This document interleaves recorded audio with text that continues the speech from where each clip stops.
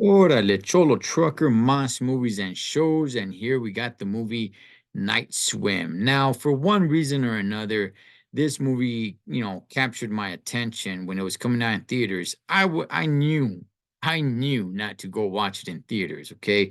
And I knew this movie was going to be kind of bad. I saw all the reviews to it, watching other YouTube channels, and they all had nothing but horrible things to say about it. However, it's one of those movies, for one reason or another, that I knew I just had to watch. I don't know why. I never thought it was going to be a good movie. Everyone said it was terrible. And it's just one of those movies that I'm just like, I don't know why, but I'm just going to go ahead and watch it. Not in theaters, of course, but I went ahead and I checked this movie out on Peacock. You can find it on Amazon Prime, Fandango at home, YouTube. It's on a few different platforms, on different apps, but I saw it on Peacock, and I'll go ahead and I'll let you guys know what I think of it. First, let me go ahead and read the description. Forced into early retirement by an illness, former baseball player Ray Waller moves into a new house with his wife and two children. He hopes that the backyard swimming pool will be fun for the kids and provide physical therapy for himself. However, a dark secret from the home's past soon unleashes a nefarious force that drags the family into the depths of inescapable terror. All right, so this movie is an hour and 39 minutes long. Rotten Tomatoes has it at 43%. Okay, so I went ahead, I watched it with my beautiful, crazy local wife. Again, I got no idea why I had to watch this movie, but I just knew I was gonna watch it. No matter how horrible I knew it was gonna be and how horrible people told me that it was, I just knew I was gonna watch it. So let me go ahead and tell you guys this, man. Going into it with very, very low expectations, I was actually surprised. It wasn't that bad. I mean, it's not great, but it's not as terrible as I thought it was going to be. So basically, and I don't want to ruin it for, too much, but basically, yeah, man, the movie begins, I believe, in 1992, where there's a little girl that has a brother that's ill, and she's there, they live at the home with the swimming pool, and she goes out there to try to retrieve a little boat that's in the pool for her brother, who's very, very, very ill. I'm not even really sure what's wrong with them. They may have said it in the movie, but it went over my head. um it starts like that, and then it just kind of fast forward, pretty much the present day. And yes, I thought the story of this professional baseball player, who I believe was playing for the Milwaukee Brewers, I thought that was somewhat interesting. Outside of the terror of the horror of the movie, I thought it was somewhat of an interesting story, where you got this professional baseball player.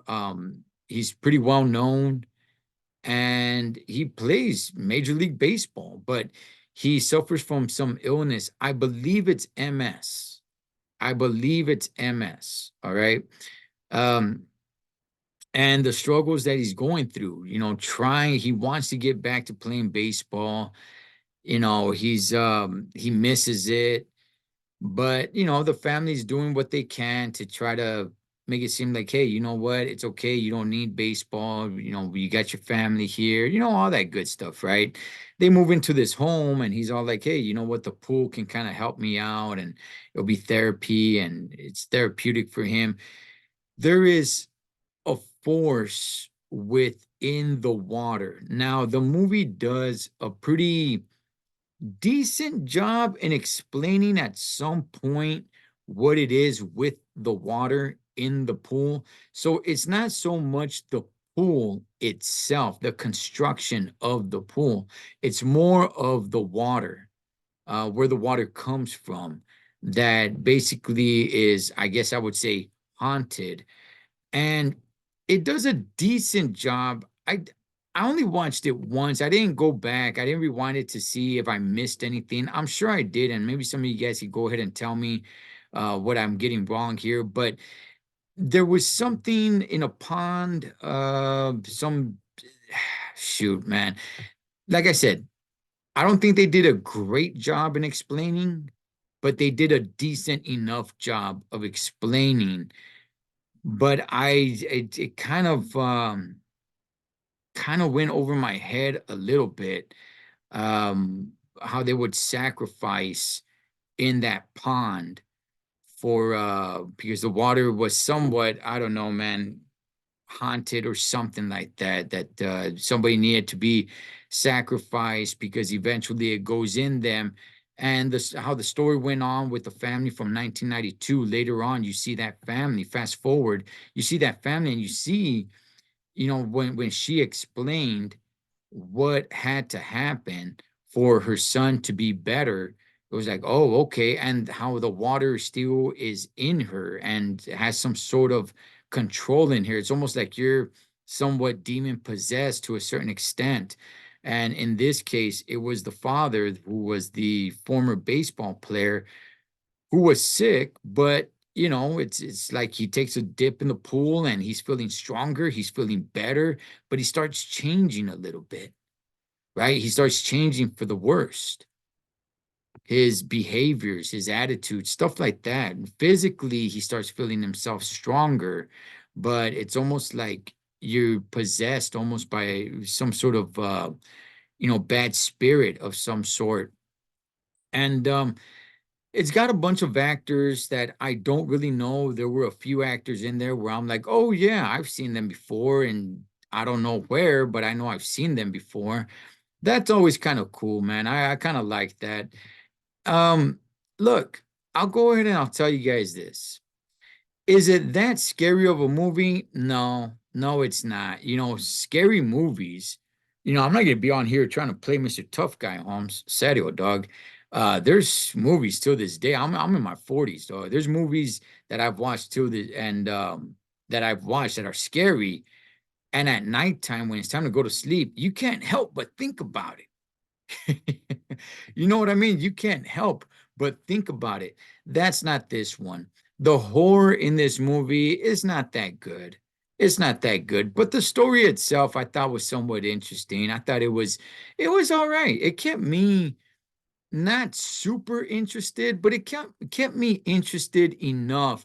One thing that I wanted to find out was like, okay, what's up with the pool? Why is it the water? Why is it the pool that's haunted and not really so much the house? And once they explained that, and even with that, it kind of, like I said, went a little over my head. I was just like, oh, okay, that's all right. And I was interested and hey, wait a second. What about the family before that back in 1992? What happened to them? And then when they tracked them down, I'm like, oh, okay, cool. So it does, it's not as bad as I heard people saying it was. But I don't want to recommend it either in a film that you're really gonna be entertained. But look, 43% on Rotten Tomatoes. I don't know. I'd probably boost it up a little bit more, somewhere into the 50s. It's not that bad of a watch, but at the same time, also understand that I went into it with very, very, very low expectations. So, what's your guys' thought on the movie Night Swim? I thought it was decent. I thought it was a decent watch. I don't feel like I wasted my time. But again, if I missed it, yeah, I wouldn't be missing anything big. But for one reason or another, I just had to watch it. I don't know if that water got to me where I just had to go watch it. But you guys let me know. Night Swim. Again, it's not a super scary movie. It's not gonna have you up at night. The terror, the horror in it, it's really not much. But I thought the story was okay at best. But eh, decent, decent. That's all I'll say. And that's where I'll leave it. What do you guys think about the movie Night Swim? Cholo Trucker, Moss Movies and Shows. I'll catch you guys on next one.